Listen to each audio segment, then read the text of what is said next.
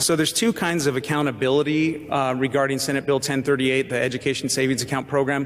One has to do with funding, which the senator from District 10, my colleague, has already covered briefly, the funding piece of this. And the other one has to do with outcomes. There's funding and, accountability and funding is one thing. Accountability and outcomes is another thing. And I would ask the question, who's being held accountable in the current system? When we're referencing talking about the public school system, who's being held accountable now?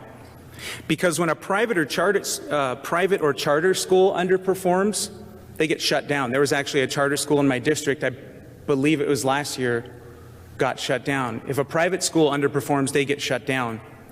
But when a public school underperforms, they get more money.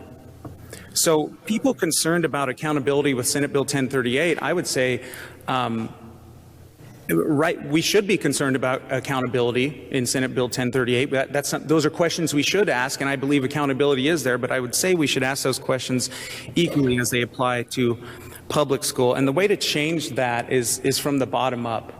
Bottom-up accountability is what Senate Bill 1038 does, and it begins with the parents, not a system or a bureaucracy. Real accountability begins with the parents. And to say otherwise, in my opinion, is a slap in the face to parents and suggest that government bureaucrats don't believe parents can be trusted to act in the best interests of their own children, which is why I would argue we need a bill like Senate Bill 1038 to give parents the resources they need to make decisions for their children and incentivize schools to compete for students in funding.